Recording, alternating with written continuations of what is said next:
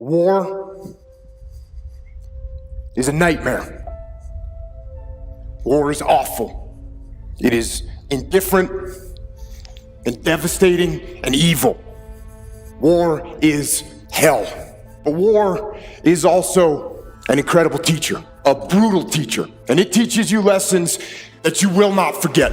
In war, you are forced to see humanity at its absolute worst, and you are also blessed to see humanity in its most glorious moments.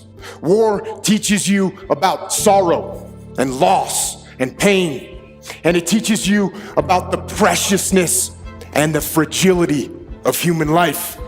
And in that fragility, war teaches you about death. But war also teaches you about brotherhood and honor and humility and leadership. And unfortunately, war teaches you the most when things go wrong. And for me, one of the most impactful lessons that I learned from war was in the spring of 2006 in the city of Ramadi, Iraq, which at the time was the epicenter of the insurgency, where brutal and determined terrorists ruled the streets with torture and rape and murder. And it was in one neighborhood of that city during an operation that I was in charge of when all hell broke loose. We had multiple units out on the battlefield fighting the enemy. We had friendly Iraqi soldiers, we had US Army soldiers and US Marines, along with small elements of my SEAL team. And then the fog of war rolled in with its confusion and chaos and mayhem, and with its gunfire and enemy attacks and screaming men and blood and death. And in that fog of war, through a series of mistakes and human error and poor judgment and Murphy's Law and just plain bad luck, a horrendous firefight broke out. But this firefight, it wasn't between us and the enemy. This firefight, tragically, was between us and us. Friendly forces against friendly forces, fratricide, the mortal sin of combat, and the most horrific part of war. And when it was over and the fog of war lifted, one friendly Iraqi soldier was dead, 2 more were wounded, one of my men was wounded, the rest of my SEALs were badly shaken. And it was only through a miracle that no one else was killed. And it was reported up the chain of command what had happened, that we had fought and wounded and killed each other. And when we got back to base, things didn't get much better. There was a message waiting for me from my commanding officer, and it said, shut down all operations. It said that the commanding officer, the master chief, and the investigating officer were inbound to my location.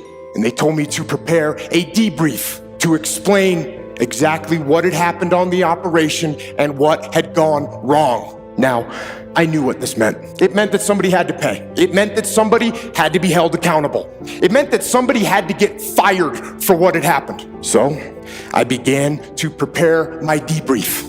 And in it, I detailed every mistake that was made and who made it. And I pointed out every failure in the planning and the preparation and the execution in the operation. And I pointed out who was responsible for that failure. There was plenty of blame to go around.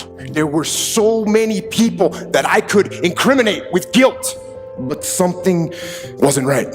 For some reason, I just couldn't put my finger on who was at fault and who specifically I should blame for what had happened. And I sat and I went over it again and again, and I struggled for an answer. And then when I was about 10 minutes from starting the debrief, that answer came, and it hit me like a slap in the face. And I realized that there was only one person to blame for the confusion, only one person to blame for the wounded men, and only one person to blame for the dead Iraqi soldier.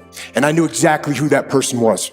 And with that knowledge, I walked into the debriefing room with my commanding officer, and the master chief and the investigating officer were sitting there waiting for me, along with the rest of my men, including my SEAL that had been wounded, who was sitting in the back of the room. with his head and his face all bandaged up.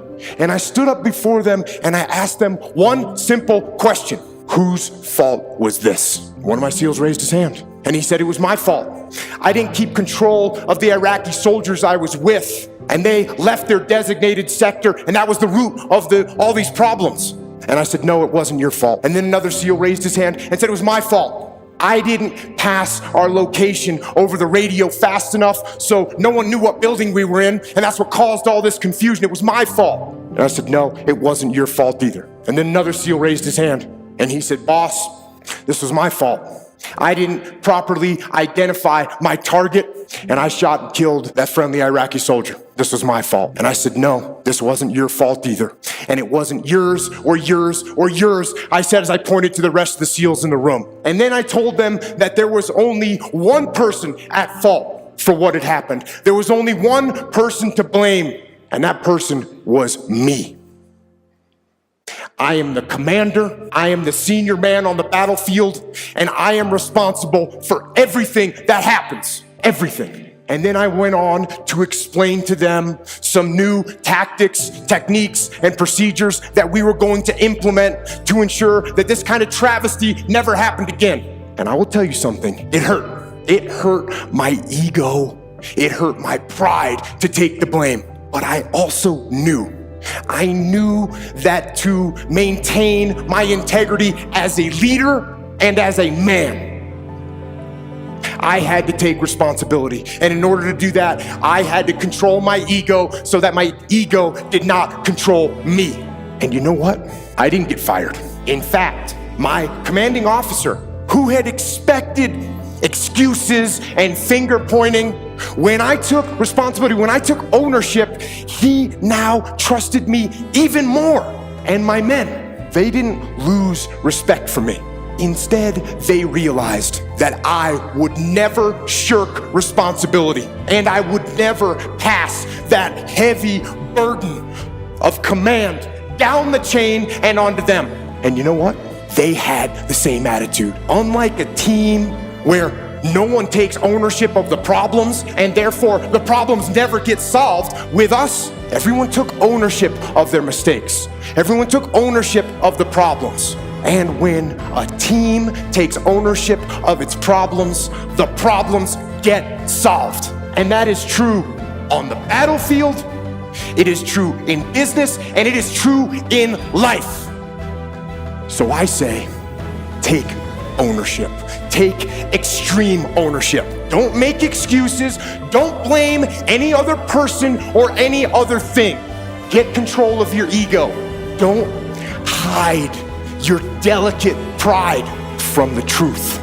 Take ownership of everything in your world, the good and the bad. Take ownership of your mistakes, take ownership of your shortfalls, take ownership of your problems, and then take ownership of the solutions that will get those problems solved. Take ownership of your mission, take ownership of your job, of your team, of your future, and take ownership of your life.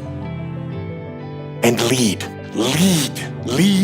yourself and your team and the people in your life. Lead them all to victory.